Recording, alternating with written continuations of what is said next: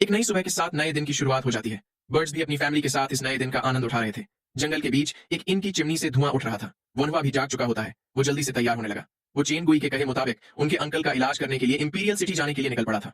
ओबो और बियॉन भी तैयार होकर दरवाजे पे ही उसका इंतजार कर रहे थे। फिर तीनों ही साथ में घोड़े पर सवार होकर अपनी जर्नी पर निकल पड़े। ऐसे ही थोड़ा वक्त बीत जाता है। लॉर्ड यू घोड़े के साथ एक पेड़ के पीछे छिपा कुछ देख रहा होता है। उसने दूर जा रहे वनवा को देखकर सोचा कि अभी लोयांग पहुंचने में उन्हें काफी वक्त लगेगा। अगर मैं इन्हें ऐसे ही धीरे धीरे फॉलो करता रहा तो मुझे कभी ना कभी एक मौका तो मिल ही जाएगा। इतना सोच वो अपने घोड़े पे सवार हो गया। फिजिशियन वनवा ही अब उसकी आखिरी उम्मीद है। तभी उसे अपने पीछे कुछ फील हुआ। उसे दूर झाड़ियों के बीच कुछ बंदे तेजी से वनवा की ओर बढ़ते दिखे। उन बंदों का फुटवर्क काफी स्किलफुल था, लेकिन लॉर्ड यू ने उनका ये प्रेजेंस छिपाने वाला फुटवर्क पहचान लिया था।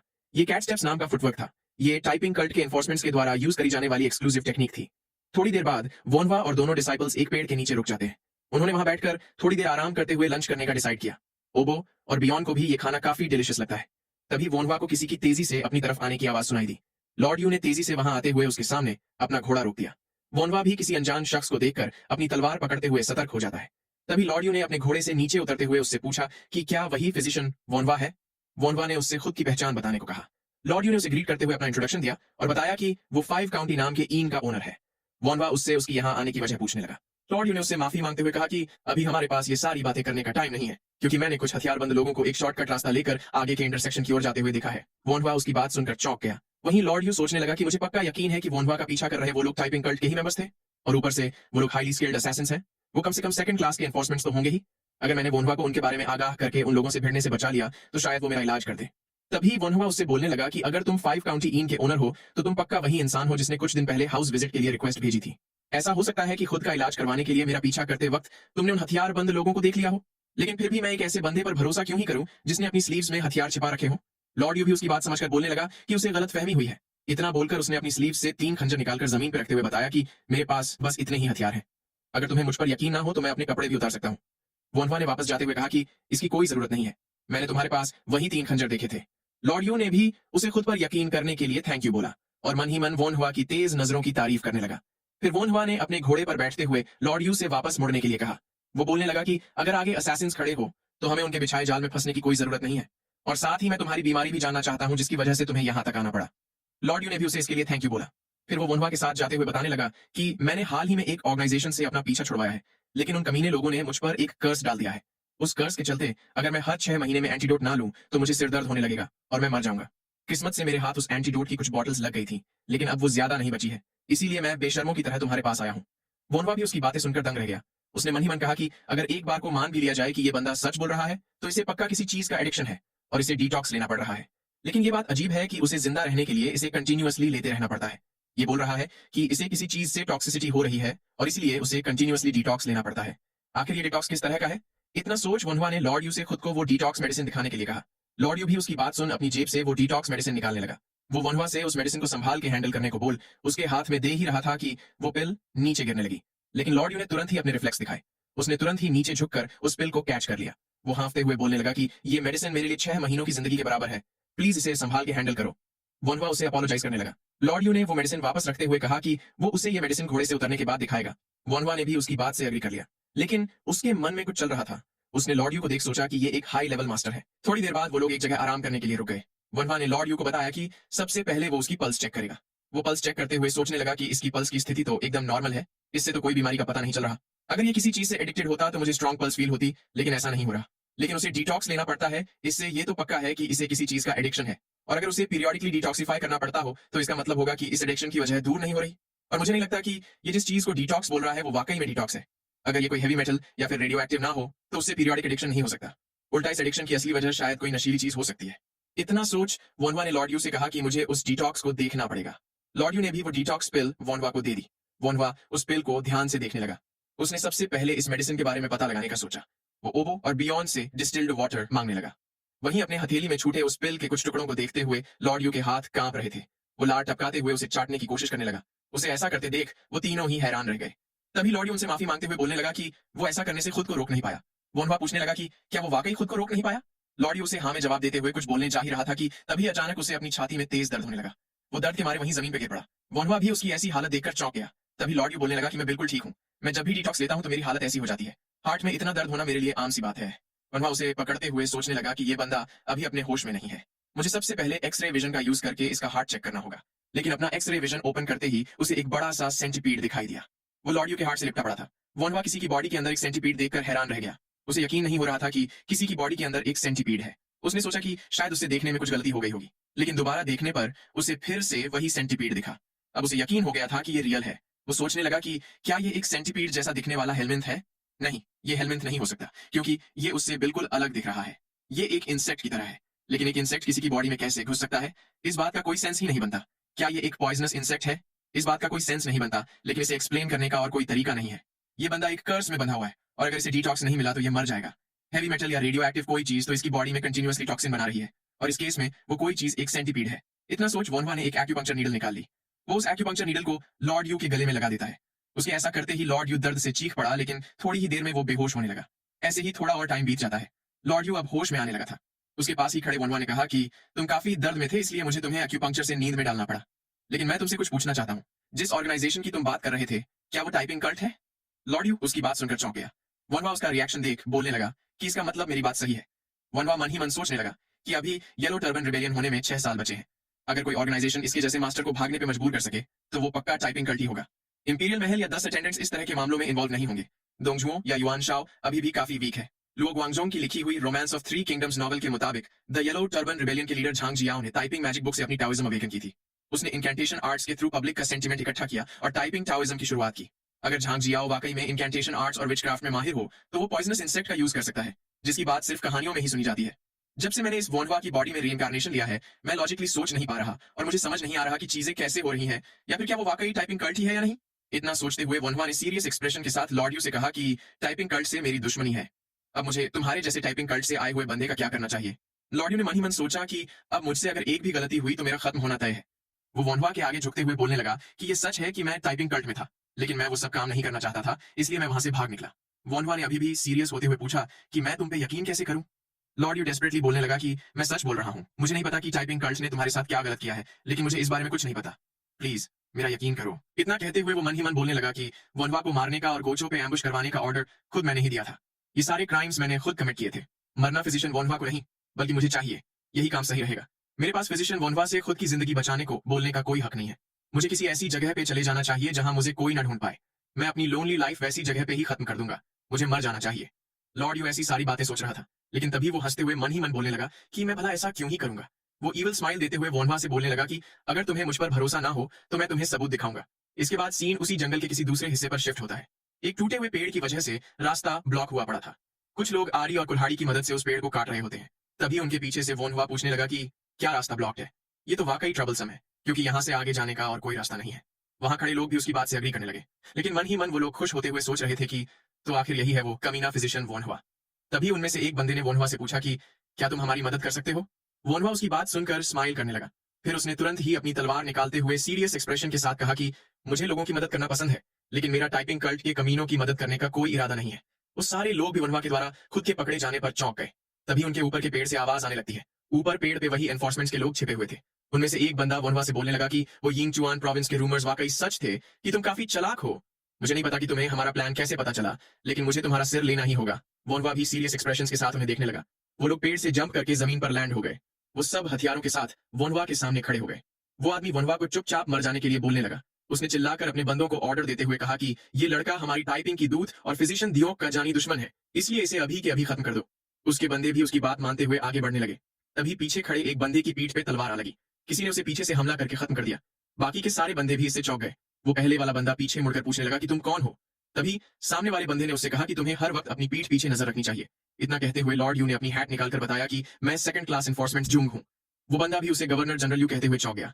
उसे पता नहीं था कि लॉर्ड यू अभी भी जिंदा है। वहीं लॉर्ड यू अपनी तलवार पे लगा खून झटकते हुए वोनवा से पूछने लगा कि क्या इतना सबूत काफी है? वोनवा ने कहा कि हाँ, इतना काफी है। इतना बोलते हुए वो तुरंत ही उन बंदों पर पीछे से झपट पड़ा। उसने एक स्लैश मार के सबसे आगे खड़े बंदे को काट दिया। उसे देख वो पहले वाला बंदा भी परेशान हो गया, लेकिन तभी उसे अपने पीछे से किसी के कराहने की आवाज सुनाई दी। पीछे से लॉर्ड यू ने भी उसके दूसरे बंदे पर हमला कर दिया था। वोनवा और लॉर्ड यू दोनों तरफ से उन टाइपिंग कल्ट के बंदों पर हमला करने लगे। वो बंदे उनके सामने बिल्कुल भी टिक नहीं पा रहे थे।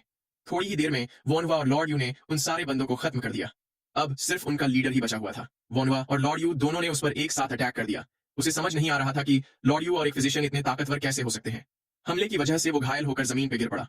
वो हाथ बढ़ाकर अपनी दूर गिरी तलवार पकड़ने की कोशिश करने लगा। तभी उसके सामने वोनवा आ खड़ा हुआ। वोनवा ने लात मारकर उस तलवार को दूर फेंक दिया। वोनवा ने उस बंदे को हार मान लेने के लिए कहा। उसने उस बंदे से आगे कहा कि अगर तुम मेरे सवालों का जवाब देते हो तो मैं तुम्हें बिना किसी दर्द के मरने दूंगा। पीछे से लॉर्ड यू ने वोनवा को बताया कि ये बंदा अपना मुंह नहीं खोलेगा। तभी वो बंदा गुस्से से चिल्लाते हुए लॉर्ड यू से बोलने लगा कि कमीने तूने कल्ट को धोखा दिया है। भले ही प्रेजेंट की जिंदगी कितनी भी मुश्किल हो, पर मौत के बाद सिर्फ शांति और खुशी ही इंतजार करती है। लेकिन तुम्हारे जैसे गद्दार के लिए तो लोहे को भी पिघला दे ऐसा नरक ही इंतजार कर रहा है। तुम्हें सजा मिलनी चाहिए। वनवा ने उसकी बातें सुन मन ही मन कहा कि ये लोग वाकई टाइपिंग कल्ट के मेंबर्स हैं। अब टर्बुलेंट भरे दिन आने में ज्यादा वक्त नहीं बचा। बहुत सारे लोग अपनी जान गंवाएंगे। वो अपना सिर खुजाते हुए बोलने लगा कि ये बंदा वाकई में अपना मुंह नहीं खोलेगा, इसलिए इसे गवर्नमेंट ऑफिस ले जाना ही सही रहेगा। लॉर्ड यू अपने हार्ट पे हाथ रखे हुए उसकी बात सुन रहा था। वोनवा वहां से जाते हुए उसे बोलने लगा कि जल्द ही रात होने वाली है, इसलिए हमें यहाँ से निकलना होगा। मैं इसे बांधने के लिए रस्सी लेने जा रहा हूँ, तब तक तुम इस बंदे को पकड़े रखो। इतना बोलकर वोनवा वहां से जाने लगा। तभी पीछे खड़े लॉर्ड यू ने अपनी तलवार उठा ली। वो अपनी तलवार से उस बंदे को काट देता है। वोनवा भी ये देखकर चौंक गया। उसे समझ नहीं आ रहा था कि लॉर्ड यू ने ऐसा क्यों किया। लॉर्ड यू भी खुद के किए गए इस काम पर हैरान दिख रहा था। तभी वोनवा ने अपना एक्सरे विजन ओपन कर दिया। उसने देखा कि वो सेंटीपीड लॉर्ड यू के हार्ट को काफी अग्रेसिवली जकड़े हुए बैठा था। अब उसे लॉर्ड यू की अभी की गई एक्शंस की वजह पता चल चुकी थी। थोड़ी देर बाद हमें रात के वक्त एक ईम का सीन दिखाया जाता है। लॉर्ड यू ये जानकर हैरान हो जाता है कि उसके हार्ट में एक पॉइजनस इंसेक्ट है। वोनवा उसे बताने लगा कि वो डिटॉक्स मेडिसिन पक्का उस पॉइजनस इंसेक्ट को बर्जर्क हो जाने से सप्रेस करने के लिए होंगी। लॉर्ड यू परेशान होते हुए पूछने लगा कि क्या इसका मतलब वो डिटॉक्स के बिना मर जाएगा। तभी वोनवा ने बताया कि इसका इलाज करने का एक तरीका है। हम तुम्हारी चेस्ट ओपन करके उस पॉइजनस इंसेक्ट को रिमूव कर सकते हैं। ये सुन लॉर्ड यू हैरान हो गया, लेकिन फिर वो पूछने लगा कि क्या इसके बाद वो आराम से जी पाएगा, क्या उसे इस लंबे वक्त के दर्द से छुटकारा मिल जाएगा। वो अपने घुटनों पर बैठते हुए वोनवा से खुद को बचाने के लिए रिक्वेस्ट करने लगा। उसने कहा कि वो खुद पर किसी भी तरह की सर्जरी करवाने के लिए तैयार है। वो बस जिंदा रहना चाहता है। वो वोनवा से खुद को बचाने के लिए भीख मांगने लगा। वोनवा ने सोचा कि ये सर्जरी इतनी भी कॉम्प्लिकेटेड नहीं है और सक्सेस होने के चांसेस भी ज्यादा है। इससे मेरी जर्नी में थोड़ा डिले हो जाएगा, लेकिन मैं एक पेशेंट को मरने के लिए नहीं छोड़ सकता। उसने तुरंत ही ओबो और बियॉन को सर्जरी के लिए तैयार होने के लिए बोला। थोड़ी देर बाद वोनवा सर्जिकल नाइफ लेकर सर्जरी करने के लिए रेडी हो गया। उसने लॉर्ड यू को देखते हुए सोचा कि इस वक्त थोरैकोटॉमी करना मुमकिन नहीं है। मेरे पास अभी लोकल इंसिजन करने के अलावा और कोई चॉइस नहीं है, लेकिन मेरे पास एक्स-रे विजन है, इसलिए मैं सी रैम से भी ज्यादा एक्यूरेटली इस सर्जरी को परफॉर्म कर पाऊंगा। वोनवा एक्साइफॉइड के लोअर लेफ्ट पार्ट को कट करने लगा। उसे इस पार्ट को इतना कट करना होगा जिससे उसके अंदर टोंग्स फिट हो सके। उसके कट करते ही लॉर्ड यू के हार्ट से लिप्टा सेंटीपीड भी हरकत में आ गया। वोनवा के उसके पास टोंग्स ले जाते ही वो तेजी से मूवमेंट करने लगा। वोनवा ने भी कहा कि तुम बच के नहीं भाग सकते।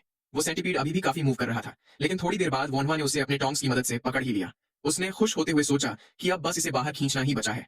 वो उसे बाहर खींच ही रहा था कि वो सेंटीपीड अग्रेसिव होते हुए हार्ट की ओर बढ़ने लगा। वोनवा ने भी उसे ऐसा करते देख लिया। वो सेंटीपीड फिर से हार्ट तक पहुंच पाता, इससे पहले ही वोनवा ने उसे मरने का बोलकर बाहर खींच लिया। ओबो और बियॉन भी इतने बड़े इंसेक्ट को देखकर चौंक गए। वोनवा सक्सीड हो चुका था। उसने उस सेंटीपीड को एक तरफ रख दिया। इसके बाद वो लॉर्ड यू के घाव को स्टिच करने लगा। थोड़ी देर बाद उसने चैन की सांस लेते हुए ओबो और बियॉन के काम की तारीफ की। ओबो और बियॉन किसी इंसान की बॉडी से इतना बड़ा इंसेक्ट निकला देखकर अभी भी हैरान हो रहे थे। वहीं वोनवा अपना मास्क नीचे करते हुए मन ही मन बोलता है कि सर्जरी अच्छे से हो चुकी है। आखिर किसी इंसान की जिंदगी बचाने में कोई रिग्रेट नहीं होना चाहिए, लेकिन पता नहीं क्यों मुझे थोड़ा अनईजी फील हो रहा है। इसके बाद हमें चेन गुई के अंकल का ह्वांग फैमिली रेजिडेंस दिखाया जाता है। एक बूढ़ा आदमी बेड में लेटे हुए अपने पास बैठे फिजिशियन से पूछ रहा था कि क्या कोई दिक्कत की बात है, क्या इस डिजीज का इलाज करना मुश्किल है। इस बूढ़े आदमी का नाम होता है ह्वांग वान और ये एक ग्रैंड कमांडेंट होता है। ग्रैंड कमांडेंट का ओहदा चांसलर के बराबर ही होता है और वो कंट्री के अक्रॉस सोल्जर्स का इंचार्ज होता है। उनकी बात सुन सामने बैठे इंपीरियल महल के हेड ऑफ कोर्ट फिजिशियन पियोन वोन ने माफी मांगते हुए बताया कि आपको कार्सिनोमा हुआ है।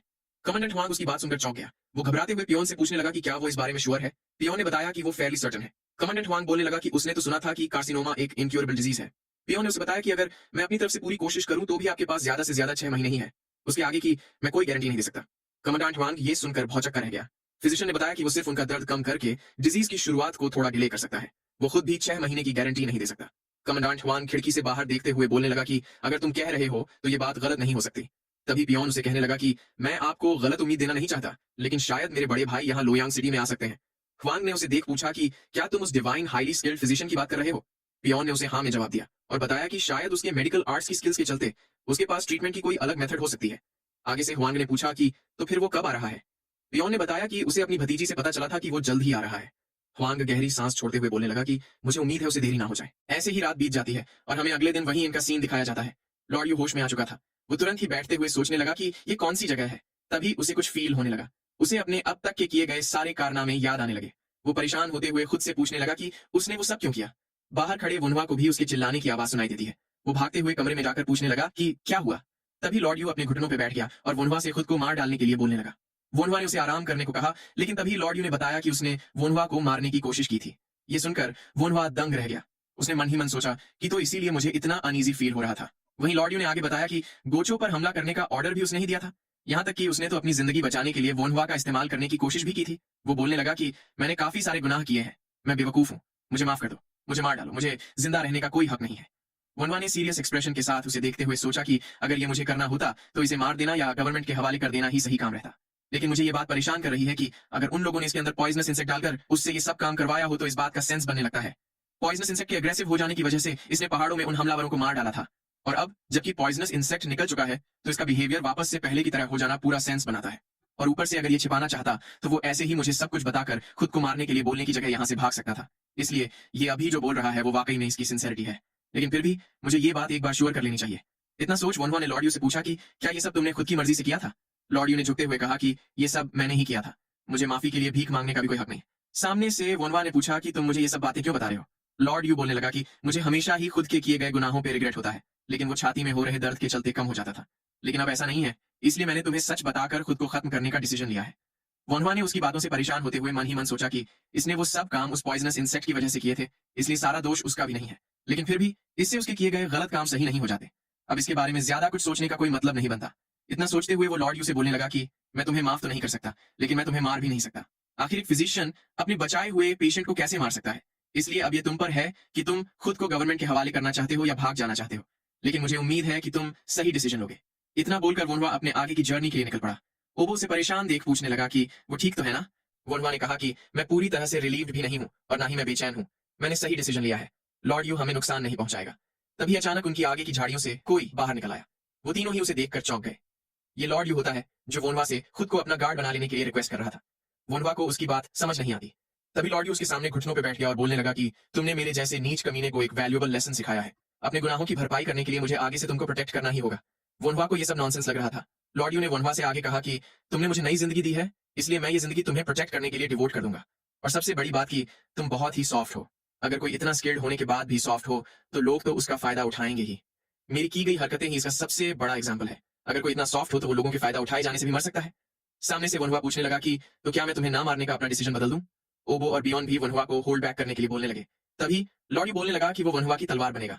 अगर वनहुआ उसे आग में कूदने को बोले तो भी वो उसमें कूद जाएगा। अगर वनहुआ बोले तो वो तलवार से कटने के लिए भी तैयार है। वनहुआ ने उसे कहा कि वो खुद के हिसाब से जिंदगी जी सकता है। लॉर्डी बोलने लगा कि यही उसकी जिंदगी है। वनहुआ भी अब काफी इरिटेट हो चुका था। वो लॉर्डी को इग्नोर करके आगे जाते हुए बोलने लगा कि मुझे इसकी कोई जरूरत नहीं है, तुम अपने रास्ते चलते बनो। पीछे बैठे लॉर्डियो ने भी अपना मन बना लिया था। अगले दिन जब वोनहुआ जंगल में खाना खाने बैठा होता है तब लॉर्डियो फिर से वहां आकर खुद को गार्ड बनाने की रिक्वेस्ट करने लगा। उसके बाद वाले दिन जब वोनहुआ लंच कर रहा था तब भी लॉर्डियो वहां वेटर बन के आ पहुंचा। ऐसे ही वो हर रोज कहीं ना कहीं से आकर वोनहुआ से गार्ड बनने के लिए रिक्वेस्ट करने लगा। वोनहुआ भी फ्रस्ट्रेट होते हुए बोलने लगा कि तुम्हें जो बनना है बनो, चाहे गार्ड बनो या वॉरियर बनो या कुछ और। लॉर्डियो ने भी उसे सैल्यूट करते हुए कहा कि वो उसे प्रोटेक्ट करेगा। इसके बाद लॉर्डियो वोनहुआ के साथ ही उसकी जर्नी पे निकल पड़ा। वो बीच बीच में उसे तीर चलाना भी सिखा रहा था। अब वो लोग काफी हद तक घुल मिल चुके थे। लॉर्डियो भी हमेशा वोनहुआ को प्रोटेक्ट करने लगा।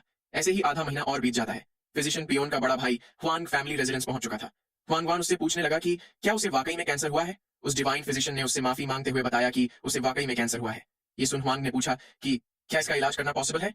फिजिशियन ने बताया कि उसने 20 साल तक पूरे रीजन में कैंसर का इलाज ढूंढने की कोशिश करी है, लेकिन वो उसे अब तक नहीं मिला। उसका जवाब सुनकर हुआंग काफी परेशान हो गया। वो फिजिशियन की अभी बताई गई बात पर गहराई से सोचने लगा।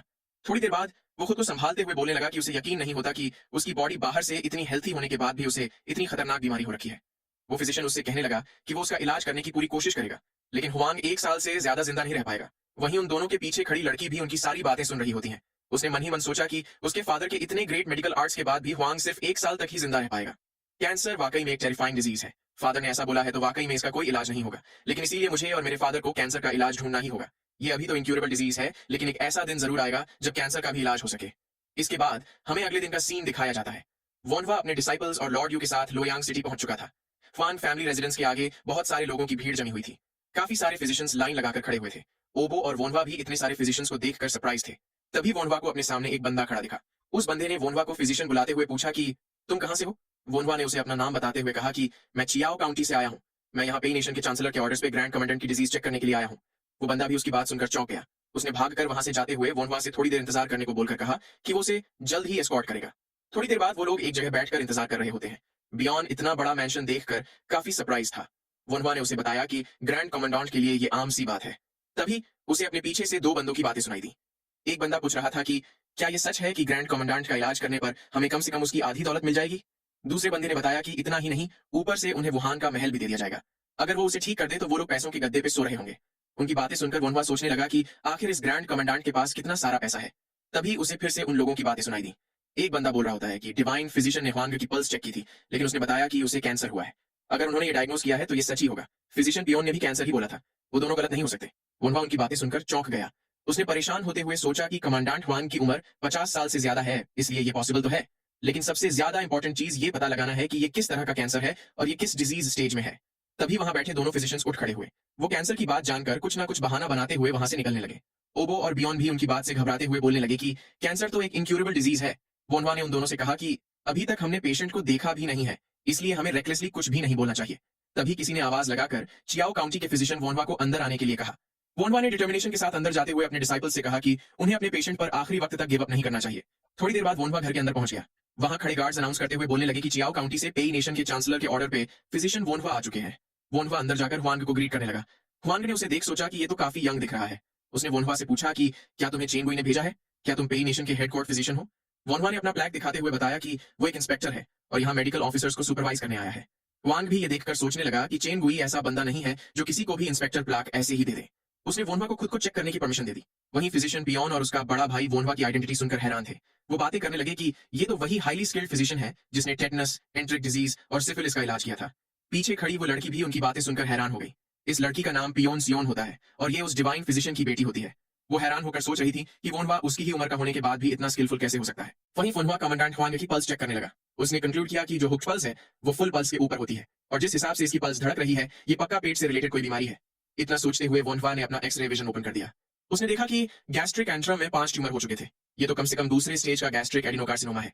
वोनवा ने सोचा कि उसे थोड़ा मैग्नीफाई करके देखना होगा ताकि वो इस बात पे स्वर हो सके। उसकी कोशिश करने पर एक्सरे विजन ने उस एरिया को मैग्नीफाई कर दिया। उसे देख वोनवा ने मन ही मन कहा कि यह राहत की बात है कि ट्यूमर ने अब तक सीरोसाल लेयर को अफेक्ट नहीं किया। अगर ये लिम्फ नोड्स तक स्प्रेड हो जाता तो काफी दिक्कत हो सकती थी। ऊपर से ये ट्यूमर सिर्फ गैस्ट्रिक एंट्रम के नजदीक ही इकट्ठा हुए हैं, इसलिए मुझे बाकी के बॉडी पार्ट्स को छेड़ना नहीं पड़ेगा। क्या मुझे पाइलोरस भी रिमूव करना होगा? मैं सब टोटल रिसेक्शन परफॉर्म करके निचला हिस्सा अलग कर सकता हूँ। मुझे इसे कीमोथेरेपी के साथ किस तरह कंबाइन करना चाहिए? वो ये सब सोच ही रहा था कि तभी हुआंग ने उससे उसका कंक्लूजन पूछा। वोनवा उसे बताने लगा कि आपको रिसेंटली वॉमिटिंग और पेट दर्द हुआ होगा, आपका वजन भी काफी कम हो गया होगा और सबसे ज्यादा जरूरी चीज, आपको अपने पेट के निचले और ऊपर के हिस्से में तेज दर्द फील होता होगा। मुझे पक्का यकीन है कि आपको पेट में कैंसर हुआ है। हुआंग ने गहरी सांस छोड़ते हुए बताया कि सब लोग यही कहते हैं कि ये कैंसर है और इसे क्योर नहीं किया जा सकता। वो मन ही मन सोच रहा था कि अब तक सारे फिजिशियंस ने उसे कैंसर डायग्नोस किया था, लेकिन कोई भी मेरे सिम्टम्स जान नहीं पाया था। क्या ये लड़का वाकई में पेई नेशन का हाईली स्किल्ड फिजिशियन है? इतना सोचते हुए उसने वोनवा से पूछा कि क्या इसका इलाज किया जा सकता है। वोनवा ने बताया कि वो पक्के तौर पे तो नहीं कह सकता, लेकिन ये पॉसिबल तो है। उसकी बात सुन वो दोनों फिजिशियंस और सियोन चौक जाते हैं। हुआंग भी उसे डेस्परेटली पकड़ते हुए पूछने लगा कि क्या ये सही में पॉसिबल है? तुम मेरा इलाज कैसे करोगे? वोनवा ने उससे माफी मांगते हुए बताया कि इसके लिए मेरी मेथड में आपका पेट खोलकर कैंसर लगे हिस्से को रिमूव करना होगा। सब लोग ये बात सुनकर चौंक गए। हुआंग के भी उसकी बात सुनकर हाथ कांपने लगे। वो उसे गुस्से से पूछने लगा कि क्या तुम पागल हो? तुम मेरा पेट खोलना चाहते हो? कोई अपना पेट खुलवाने के बाद जिंदा कैसे रह सकता है? वोनवा ने उससे माफी मांगी और बताया कि मेरे पास स्किल्स की कमी के चलते इसके अलावा और कोई तरीका नहीं है। लेकिन फिर भी मैंने आपसे ये बात इसलिए बोली क्योंकि इस बीमारी को ठीक करने का इसके अलावा और कोई तरीका है ही नहीं। थोड़ी देर बाद वोनवा मैंशन से बाहर निकल आया। ओबो और बियॉन उससे पूछने लगे कि क्या सब कुछ ठीक तो है ना, क्योंकि उन्हें बाहर खड़े हुए भी हुआंग की चिल्लाने की आवाज सुनाई दे रही थी। वोनवा ने गहरी सांस छोड़ते हुए कहा कि उसका इस तरह से रिएक्ट करना नॉर्मल है। अगर उसे कोई हाल ही का मिला बच्चा ये कहेगा कि मैं आपका पेट खोलूंगा तो क्या कोई भी उसकी बात मानेगा? ये कॉम्प्लिकेटेड ऑपरेशन भी है, लेकिन सबसे ज्यादा जरूरी चीज है पेशेंट की इजाजत। इसीलिए मेडिकल आर्ट्स इतना मुश्किल है। तभी पीछे से लॉर्ड यू ने कहा कि वो उससे कुछ कहना चाहता है। उसने बताया कि उसने सुना था एक चू दियोक नाम का warehouse keeper enteric disease से सफर कर रहा है। वो कीपर बोलता है कि उसके पेट के निचले हिस्से में दर्द हो रहा है। ये तुम्हारे पहले इलाज किए गए एंट्रिक डिजीज के पेशेंट से सिमिलर है, इसलिए तुम इसका भी इलाज कर ही पाओगे। अगर तुम उसका इलाज कर दो तो क्या कमांडेंट हुआंग अपने आप कन्विंस नहीं हो जाएंगे? वोनवा उसकी बात सुन उसकी ओर बढ़ने लगा। उसने लॉर्ड यू की चेस्ट पे फिस्ट बम्प करते हुए कहा कि इस जानकारी के लिए शुक्रिया, लेकिन आगे से कभी मुझे पेशेंट्स के थ्रू नेगोशिएशन करने का आइडिया सजेस्ट मत करना। इतना कहकर उसने आगे बढ़ते हुए ओबो और बियॉन को एक पेशेंट का इलाज करने के लिए चलने को बोला। लॉर्ड यू भी उसे देखकर मुस्कुरा उठा। उसने कहा कि इसके इसी नोबल कैरेक्टर की वजह से मेरे जैसा कमीना भी बदल चुका है। इतना बोलते हुए वो आगे जा रहे वोनवा को फॉलो करने लगा। वहीं हमें हुआंग फैमिली रेजिडेंस का सीन दिखाया जाता है। फिजिशियन पियोन और उसका बड़ा भाई दोनों कमांडेंट हुआंग के सामने खड़े थे। हुआंग ने उस डिवाइन फिजिशियन से पूछा कि उसका वोनवा के बताए गए इलाज पर क्या ख्याल है। उस फिजिशियन ने झुकते हुए बताया कि बीमारी की जड़ को ही रिमूव कर देना एक इंट्यूटिव और लॉजिकल अप्रोच है, लेकिन मैंने कभी भी ऐसे इलाज के बारे में नहीं सुना जिसमें इलाज करने के लिए सीधा पेट को ही खोल दिया जाए। हुआंग भी उसकी बात सुन परेशान होते हुए सोच में पड़ गया। फिर उसने उस फिजिशियन से आगे पूछा कि क्या तुम उस फिजिशियन को ऑब्जर्व कर सकते हो जब वो मेरा पेट खोल रहा हो। वो फिजिशियन उसकी बात सुनकर चौंक गया, फिर वो सोचते हुए कुछ बोलने लगा।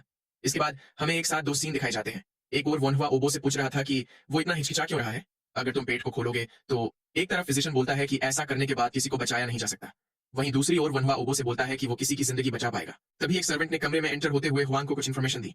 हुआंग ये सुनकर चौंक गया कि चू दियों को एंट्रिक डिजीज हुई है और उसने फिजिशियन वनहुआ से खुद का इलाज करने की रिक्वेस्ट की है। हुआंग पूछने लगा कि क्या वनहुआ वाकई में चू दियों का पेट खोलने वाला है। सामने खड़े सर्वेंट ने उसे हाँ में जवाब दिया और आगे बताया कि चू दियों वैसे भी मरने ही वाला था, इसलिए अगर वनहुआ के पास उसे बचाने का कोई तरीका हो तो वो उसे आजमाने के लिए तैयार हो गया। हुआंग भी उसकी बात सुनकर हैरान रह गया। तभी वो फिजिशियन पूछने लगा कि क्या फिजिशियन वनहुआ ने अभी इलाज की शुरुआत कर दी है। उस सर्वेंट ने बताया कि उसने सुना था इलाज अगले दिन शुरू होगा। वनहुआ ने चू दियों से फास्ट करने को कहा है और अगले दिन सुबह वो उसका इलाज करेगा।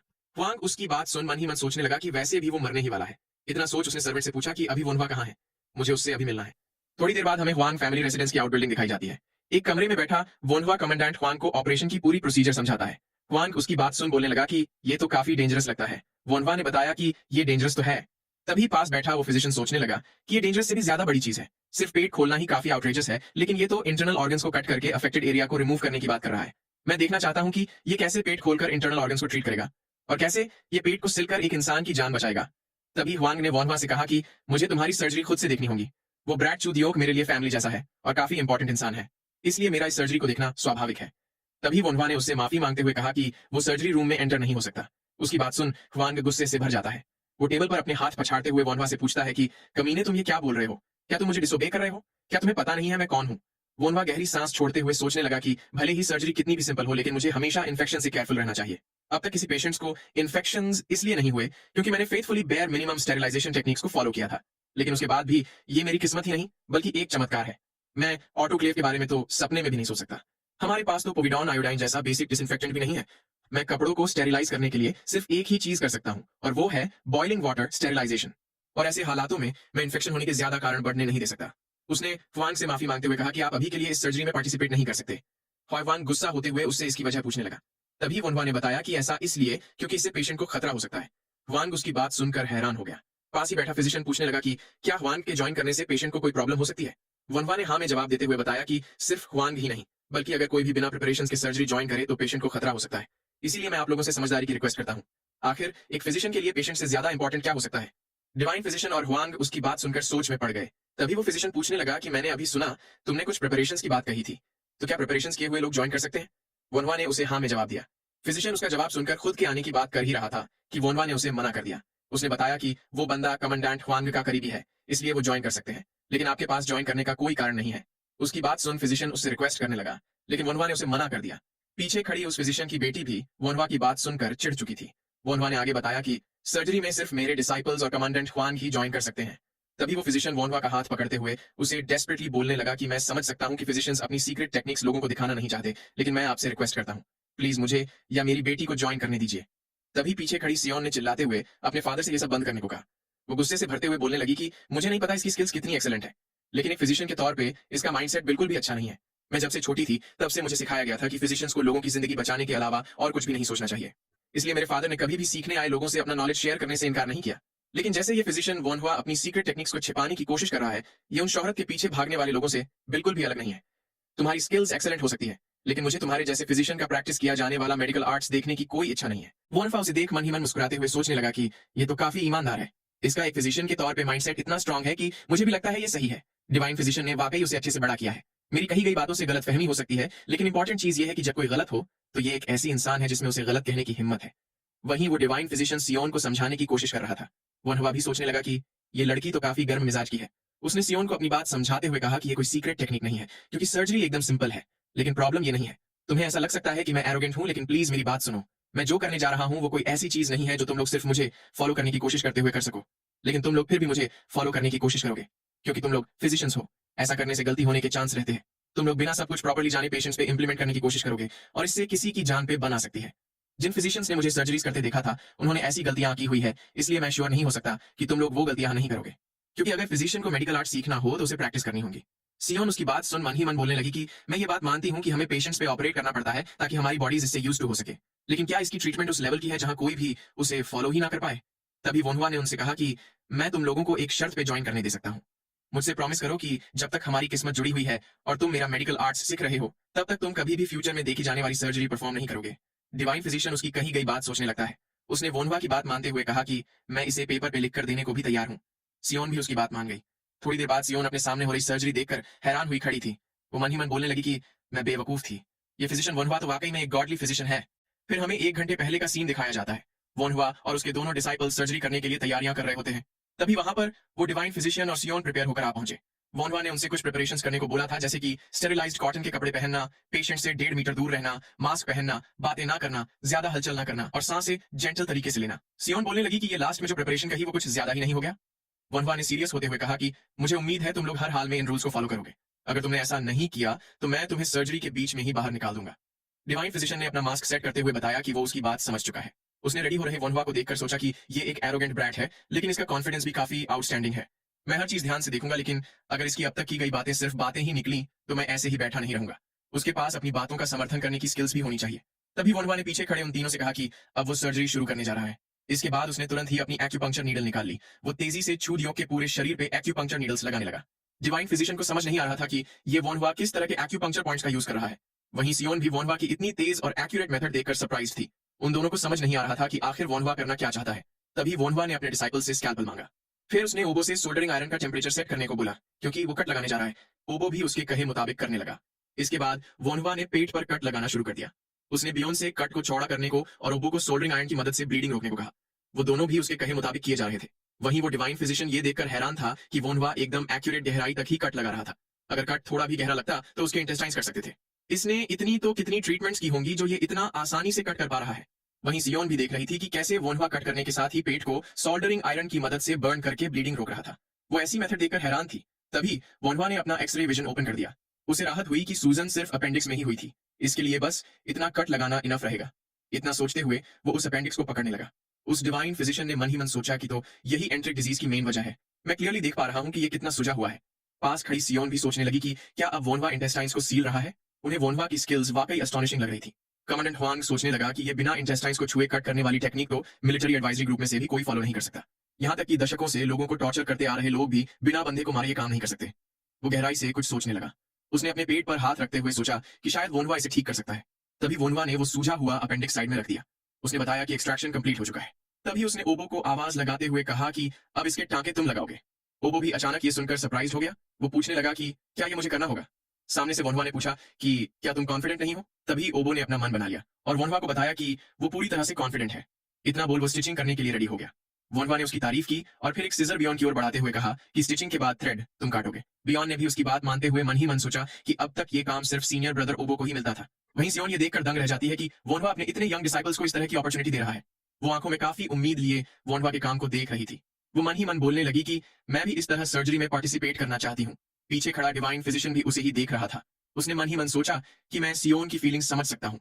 आखिर कौन सा फिजिशियन होगा जो वोनवा की सर्जरी देखने के बाद उससे सीखना ना चाहे। यहाँ तक कि मैं भी इसे सीखना चाहता हूँ। थोड़ी देर बाद ओबो और बियॉन ने खुश होते हुए कहा कि उन्होंने अपना काम निपटा दिया है। वोनवा भी मुस्कुराते हुए उनके काम की तारीफ करने लगा। इसके बाद उसने उन्हें फिनिश अप करके पेशेंट को मूव करने को कहा। ओबो और बियॉन भी उसकी बात मान गए। तभी सामने खड़े हुआंग ने पूछा कि क्या ये सर्जरी नाम की चीज कंप्लीट हो चुकी है। क्या चूदियोग जी पाएगा। वोनवा ने बताया कि ये तो देखना पड़ेगा, लेकिन सर्जरी तो काफी अच्छे से हो चुकी है। अगर हम 3 से 4 दिनों तक प्रोग्रेस को देखें तो वो फुली रिकवर हो जाना चाहिए। आगे से हुआंग ने पूछा कि तो क्या तुम मुझे भी बचा पाओगे। वोनवा ने उसे बताया कि ये आसान नहीं होगा, क्योंकि ये सर्जरी काफी मुश्किल है, जिसकी कंपैरिजन इस एंट्रिक डिजीज सर्जरी से भी नहीं की जा सकती। लेकिन अगर आप गिव अप नहीं करोगे तो मैं भी आपकी उम्मीदें बर्बाद नहीं जाने दूंगा। हुआंग उसकी बात गहराई से सोचने लगा। फिर उसने अपना मन बनाते हुए वोनवा से कहा कि मैं गिव अप नहीं करूंगा। फिर हमें कुछ वक्त बाद हुआंग फैमिली रेजिडेंस का सीन दिखाया जाता है। वोनवा और डिवाइन फिजिशियन दवाई बनाते हुए मेडिकल आर्ट्स की बातें करने लगे थे। हुआंग भी उनकी बनाई हुई दवाई पी लेता है। वोनवा ओबो और बियॉन को भी एक्यूपंक्चर पॉइंट्स के बारे में सिखाने लगता है। लेकिन उन दोनों को इतने सारे एक्यूपंक्चर पॉइंट्स याद करना काफी मुश्किल हो रहा था। सियोन भी बाहर खड़ी उन्हें ही देख रही होती है। उसका भी ये सारा नॉलेज सीखने का काफी मन था। तभी उसे पीछे से डिवाइन फिजिशियन ने आवाज लगाई। उन्होंने सियोन से कहा कि मैंने तुम्हें सिखाया था कि एक फिजिशियन के लिए सबसे इंपॉर्टेंट चीज होती है सदाचार, दूसरे नंबर पे आता है माइंडसेट। मैंने तुम्हें तीसरी चीज कौन सी सिखाई थी। सियोन ने जवाब देते हुए बताया कि तीसरी चीज है पेशेंट्स को बचाने की स्किल्स। डिवाइन फिजिशियन ने कहा कि तुम्हारा जवाब सही है, तो फिर तुम ये जानने के बाद भी इतनी क्यों हिचकिचा रही हो। तुम जो चाहो उस पाथ को फॉलो कर सकती हो। सियोन भी उनकी बात मानते हुए खुश हो जाती है। थोड़ी देर बाद सीन उसी आउटर बिल्डिंग पे शिफ्ट होता है। वोनवा कमांडेंट हुआंग को एक जार देते हुए कहता है कि प्लीज इसे पी लीजिए, इससे आप जल्द ही नींद में चले जाएंगे। हुआंग थोड़ा घबराते हुए पूछने लगा कि लेकिन क्या मैं वापस उठ पाऊंगा। वोनवा ने उसे निश्चिंत होकर अच्छा सपना देखने के लिए कहा। उसने मुस्कुराते हुए बताया कि आपको मुझ पर गुस्सा आएगा जब मैं आपको इतने अच्छे सपने से उठाऊंगा। ह्वांग भी उसकी बात सुनकर हंसने लगा। थोड़ी देर बाद वनवा और उसके दोनों डिसाइपल सर्जरी करने के लिए रेडी हो गए। वनवा ने अपना सर्जिकल नाइफ उठाते हुए कहा कि अब वो शुरू करने जा रहा है। इतना कहकर वो ह्वांग के पेट पर कट लगाने लगा। उसने अंदर देखते हुए सोचा कि ये मैंने जैसा एक्सरे विजन से देखा था वैसा ही है। मैं ब्लड ट्रांसफ्यूजन नहीं कर सकता, इसलिए मुझे ब्लीडिंग को रोकना ही होगा। वो इतना सोच ही रहा था कि उसने कुछ नोटिस किया। वो ह्वांग को चेक करते हुए सोचने लगा कि अचानक से इसकी सांसें धीमी क्यों पड़ रही है। वो उसका हार्ट चेक करने लगा। वो ये जानकर चौंक गया कि ह्वांग को कार्डियक अरेस्ट आ चुका था। ओबो और बियॉन भी ये देखकर चौंक गए। डिवाइन फिजिशियन और सियोन को समझ नहीं आ रहा था कि आखिर हुआ क्या है। वनवा जल्दी से ह्वांग को सीपीआर देने लगा। वो ऐसी ट्रैजिक चीज होने पर काफी परेशान हो गया। वो ह्वांग को सीपीआर दिए जा रहा था। पीछे खड़ा डिवाइन सर्जन सोचने लगा कि आखिर यहाँ चल क्या रहा है। तभी ओबो ने बताया कि पल्स वापस चालू हो चुकी है। वनवा ने यह सुनकर चैन की सांस ली। उसने ओबो से सोल्डरिंग आयरन तैयार करने को कहा। वहीं सियोन और वो डिवाइन फिजिशियन अभी भी हैरान बैठे उसे ही देख रहे थे। वनवा ने एक वाइड इंसिजन किया और मन ही मन सोचा कि अगर मैं सिर्फ कैंसर के पास वाला एरिया ही कट करूं और अगर मेटास्टेसिस हो गया तो मैं कुछ नहीं कर पाऊंगा। उसने ध्यान से पेट का 2/3 हिस्सा काट दिया और सोचा कि मुझे ऑर्गन ज्यादा से ज्यादा बचाना होगा। वो तीनों ही पूरे कॉन्सेंट्रेशन के साथ सर्जरी परफॉर्म करने लगे। थोड़ी देर बाद वोनवा ने राहत की सांस ली क्योंकि अफेक्टेड एरिया सेफली रिमूव हो चुका था। अब सिर्फ उसका सराउंडिंग एरिया ही बचा है। कैंसर ने सीरियस लेयर को इन्फिल्ट्रेट नहीं किया था, लेकिन लिम्फ नोड्स के काफी हिस्से इससे इन्फेक्टेड हो चुके थे। ये डिसाइड करना मुश्किल है कि मेटास्टेसिस हुआ है या नहीं, लेकिन अभी के लिए तो मुझे सारे इन्फेक्ट हो चुके लिम्फ नोड्स को रिमूव कर देना चाहिए, क्योंकि गैस्ट्रिक कैंसर के केस में कैंसर आराम से लिम्फेटिक सिस्टम में स्प्रेड हो सकता है। मुझे ये काम आराम से करते हुए वेगस नर्व को जितना ज्यादा हो सके उतना बचाना होगा। वो सबको ध्यान से देखने को बोलते हुए बताने लगा कि ये इंटरनल ऑर्गन्स का एनास्टोमोसिस है। स्टमक की वॉल बाकी के ऑर्गन्स के मुकाबले ज्यादा मोटी होती है और वो काफी इलास्टिक भी होती है। ओबो और बियॉन भी उसकी बात समझते हुए हाँ में जवाब देते हैं। वहीं पीछे खड़ी सियोन ने हैरान होकर सोचा कि ये तो वाकई में गॉडली फिजिशियन है। ऐसे ही रात हो जाती है। कमांडेंट ह्वांग की सर्जरी कंप्लीट हो चुकी थी। तभी ह्वांग होश में आने लगा। उसके पास ही खड़े वोनवा ने मुस्कुराते हुए पूछा कि क्या आपको अच्छी नींद आई। वांग हंसते हुए उसे ब्रैट कहकर बोलने लगा कि मुझे तो लगा था मैं हेबाई वुचांग को देख रहा हूँ। तभी अचानक उसे अपने पेट में काफी दर्द होने लगा। वोनवा ने तुरंत ही उसका हाथ पकड़ते हुए घाव को छूने से मना किया। उसने ह्वांग को बताया कि आपका पेट खोलकर वापस से सील दिया गया है, इसलिए अभी आपको पूरी तरह से बेड रेस्ट ही करना होगा। अभी आपको थोड़ा अनकंफर्टेबल फील होगा, लेकिन आपको ये सहना होगा। साथ ही आपको अपने खाने की चीजों पर भी ध्यान रखना होगा और लगन से एक्सरसाइज करनी होगी। ह्वांग ने दर्द झेलते हुए कहा कि वैसे भी ये काफी पेनफुल है, इससे ज्यादा और कितना ही खराब हो सकता है। वोनवा ने मन ही मन सोचा कि स्टेज 2 का गैस्ट्रिक कैंसर दोबारा होने के चांस तकरीबन 20 से 30% होते हैं और मैं इसे एडिशनल कीमोथेरेपी भी नहीं दे सकता, इसलिए मुझे कॉन्स्टेंटली इसका रिस्पॉन्स ऑब्जर्व करना होगा। इतना सोच वोनवा ने ह्वान को बताया कि मैं अगले कुछ महीनों तक आपकी देखभाल करूंगा और हर 3 महीनों में थरोली एग्जामिन करूंगा। अगले 2 साल के लिए हर 3 महीने में और उसके बाद 3 साल तक हर 5 महीने में। और अगर अगले 5 साल आपके सेफली निकल गए तो आप हेवंस की मर्सी एंजॉय करेंगे। ह्वान उसकी बात सुन हंसने लगा। वो जोर जोर से हंसे जा रहा था। तभी उसे पेट में दर्द होने लगा, लेकिन फिर भी उसने हंसना जारी रखा, जिससे उससे फिर से पेट में दर्द होने लगा। वोनहुआ ने परेशान होते हुए उसे काम डाउन होने को कहा। वांग बोलने लगा कि ऐसा एक भी फिजिशियन नहीं था जो मेरा इलाज कर सके। यहाँ तक कि पियोन और डिवाइन फिजिशियन ने भी बोल दिया था कि मेरी लिमिट सिर्फ 6 महीने ही है। लेकिन तुम मेरा इलाज करने के बाद भी इसे हेवंस की मर्सी बोल रहे हो, तो क्या मुझे इस पर हंसी नहीं आएगी? मैं तुम्हें प्रॉमिस करता हूँ कि फ्यूचर में दौलत और शोहरत तुम्हारे साथ रहेगी। तभी वोनवा उसे अपोलोजाइज करते हुए कुछ बोलने लगा। उसने बताया कि किसी भी तरह की दौलत और शोहरत हेवंस की तरफ से दी गई जिंदगी से ऊपर नहीं है, इसलिए मेरा मन आगे भी पेशेंट्स को बचाते रहने का ही है। मुझे उम्मीद है कि आप इस छोटे आदमी की ये छोटी रिक्वेस्ट ग्रांट करेंगे और गुस्सा नहीं होंगे। तो अब मैं चलता हूँ, आप अपना ख्याल रखिएगा। वांग उसे रुकने को बोलकर कुछ कहने की कोशिश कर रहा था, लेकिन वोनहुआ उसे आराम करने को बोलकर वहां से निकल गया। वांग को समझ नहीं आया कि वोनहुआ ने ऐसे बिहेव क्यों किया। इसके बाद हमें हुआ फैमिली का लोयांग सिटी वाला घर दिखाया जाता है। वांग साम वोनहुआ को देखकर काफी खुश हो गया। वोनहुआ भी घर में आते हुए उसे मुस्कुराकर ग्रीट करने लगा। उसकी आवाज सुन वाबुक भी खुश होते हुए बाहर निकल आया। वो वोनहुआ से बातें करते हुए उसे अंदर ले जाने लगा। थोड़ी देर बाद वो दोनों चाय पी रहे होते हैं। वोनहुआ ने वाबुक से अपनी माँ की हालत के बारे में पूछा। वाबुक ने मैडम हुआ को याद करते हुए बताया कि वो एकदम बढ़िया है और उन्होंने तो सारे रिश्तेदारों को बुलाकर दावत भी दी थी। वोनहुआ को भी ये जानकर काफी राहत हुई। इसके बाद वाबुक ने पूछा कि क्या तुमने हिज मैजेस्टी चांसलर के अंकल जो कि क्रिटिकल कंडीशन में थे उनका इलाज कर दिया? वोनहुआ ने आराम से अपनी चाय पीते हुए बताया कि उनको कैंसर हुआ था, लेकिन फॉर्चुनेटली सर्जरी अच्छे से हो गई। अभी के लिए मैं उन्हें क्लोजली ऑब्जर्व करूंगा। वाबुक कैंसर के इलाज की बात सुनकर भौचक्का रह गया। फिर उसने वोनहुआ से पूछा कि मैंने सुना है कमांडेंट हुआंग अपना फेवर और दुश्मनी पूरी तरह से चुकाता है, उन्होंने तुम्हें भी कोई बड़ा रिवॉर्ड दिया होगा, राइट? आगे से वोनहुआ ने बताया कि हाँ, वो मुझे हिज मैजेस्टी द एम्परर से इंट्रोड्यूस करवाने वाले थे, लेकिन मैंने मना कर दिया। वाबुक उसकी बात पर हंसते हुए बोलने लगा कि तुम अभी भी पहले जैसे ही हो। वहीं वोनहुआ मन ही मन सोच रहा था कि जल्द ही वॉर शुरू होने वाला है। क्या मैं पागल हूं जो रॉयल पैलेस जैसी खतरनाक जगह में एंटर होगा? वो अपना कप रखते हुए वाबुक से कुछ कहने लगा।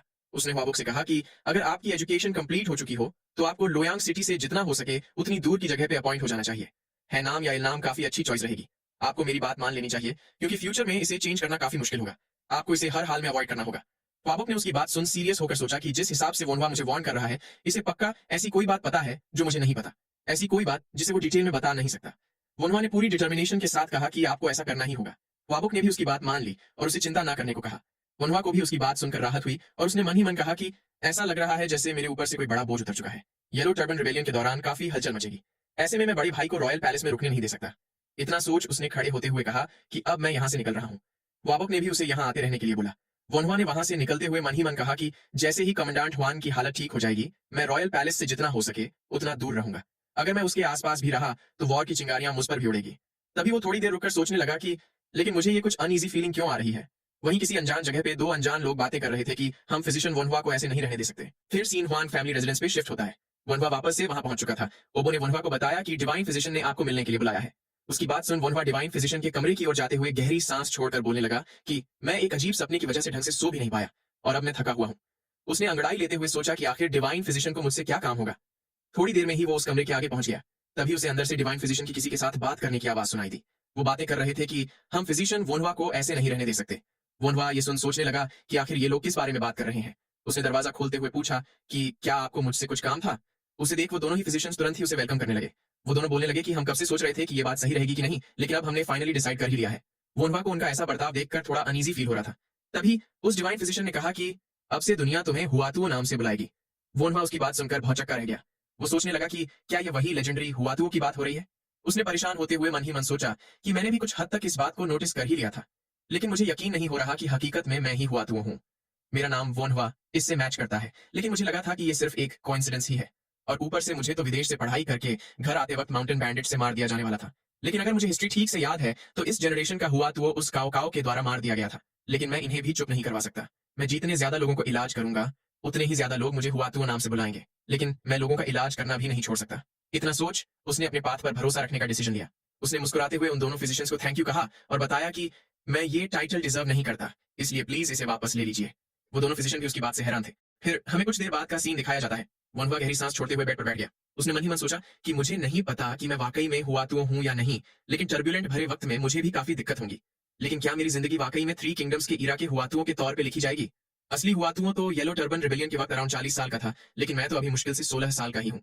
वोनवा इरिटेट होते हुए सोचने लगा कि ये मैटर बहुत ही कंफ्यूजिंग है, मुझे कुछ समझ नहीं आ रहा। तभी किसी ने उसके कमरे के दरवाजे पर नॉक किया। वोनवा ने उसे अंदर आने को कहा। ये सियोन होती है। उसने कमरे में एंटर होकर वोनवा से कहा कि क्या हम कुछ देर बात कर सकते हैं। वोनवा उसके लिए चाय निकालने के लिए खड़ा हो गया। तभी पीछे से सियोन उससे अपनी पहले की गई बदतमीजी के लिए माफी मांगने लगी। वोनवा को भी उस दिन की बात याद आ गई। उसने सियोन से कहा कि ऐसी गलतियां तो होती रहती है। तभी सियोन उसके सामने घुटनों के बल बैठ गई। उसने डिटर्मिनेशन के साथ वोनवा से कहा कि प्लीज मुझे अपना डिसाइपल बना लीजिए, मैं डेस्परेटली आपका मेडिकल आर्ट सीखना चाहती हूँ। वो झुकते हुए वोनवा से रिक्वेस्ट करने लगी। वोनवा ने मन ही मन कहा कि हर फिजिशियन ऐसा ही करना चाहेगा। इतना सोच वो सियोन को खड़े होने के लिए बोलने लगा, लेकिन सियोन ने कहा कि मैं तभी खड़ी होंगी जब आप मुझे डिसाइपल के तौर पे रख लें। वोनवा ने भी उसकी जिद देखकर गहरी सांस छोड़ी। उसने सियोन से कहा कि ऐसे जिद करने से कुछ नहीं होगा, सबसे पहले हमें अच्छे से बात करनी चाहिए। अगर तुम सिर्फ मुझसे डिमांड ही करती रहोगी तो मैं भी क्या ही करूंगा। सियोन ने उससे माफी मांगते हुए कहा कि मैं थोड़ा जल्दबाजी में थी। तभी वोनवा ने कहा कि मुझे खुशी है कि तुम्हारा माइंडसेट काफी अनऑर्डिनरी है, क्योंकि एक फिजिशियन बनने की शुरुआत माइंडसेट से ही होती है। वैसे क्या तुमने अपने फादर से परमिशन ले ली है? तभी पीछे से डिवाइन फिजिशियन ने दरवाजा खोलते हुए कहा कि हाँ, मैंने इजाजत दे दी है। सियोन के लिए मेरी जगह तुमसे सीखना ज्यादा बेटर रहेगा। वो मेरी बेटी है, लेकिन वो वाकई में एक स्मार्ट लड़की है। हुआतुओ प्लीज सियोन को अपना डिसाइपल बना लो, मैं तुमसे ये फेवर मांग रहा हूँ हुआतुओ। वोनवा भी बार बार खुद को हुआतुओ बुलाए जाने पर इरिटेट हो चुका था। उसने उन्हें बैठकर बात करने को कहा। थोड़ी देर बाद वो उनसे बोलने लगा कि मेरा डिसाइपल बनने से पहले मैं आपको कुछ बातें बताना चाहता हूँ। डिवाइन फिजिशियन ने पूछा कि कैसी बातें? वोनवा ने बताया कि सबसे पहली बात तो ये कि मैं कोई ट्यूशन फी नहीं लूंगा। मैं ओबो और बियॉन से भी पैसे नहीं लेता, इसलिए यही फेयर होगा। लेकिन बदले में मैं तुम्हें काफी सारे काम करने को बोलूंगा। सबसे बेसिक चीज होगी दवाई बनाना, और साथ ही तुम्हें मेडिकल टूल्स को भी साफ और डिसइंफेक्ट करना होगा। तुम्हें हर छोटे से छोटा काम करना पड़ेगा, भले ही तुम्हारा स्टेटस चाहे कैसा भी हो। और तुम मेडिकल आर्ट्स के साथ साथ मार्शल आर्ट्स भी सीखोगे, क्योंकि बिना स्टैमिना के तुम पेशेंट्स का इलाज नहीं कर पाओगे। और सबसे जरूरी बात की मैं तुम्हें ये सब बहुत ही स्ट्रिक्टली सिखाऊंगा। मैं तुम्हें अपने सिखाए गए काम में गलती करने पर बहुत ही बुरी डांट भी लगाऊंगा। इतनी बुरी डांट की तुम मुझसे सीखने से ज्यादा मरना पसंद करोगे। तो अगर थोड़े शब्दों में कहा जाए तो मैं तुमसे इतनी मेहनत करवाऊंगा कि सुबह स्टूल करते वक्त भी तुम्हें खून ही निकलेगा।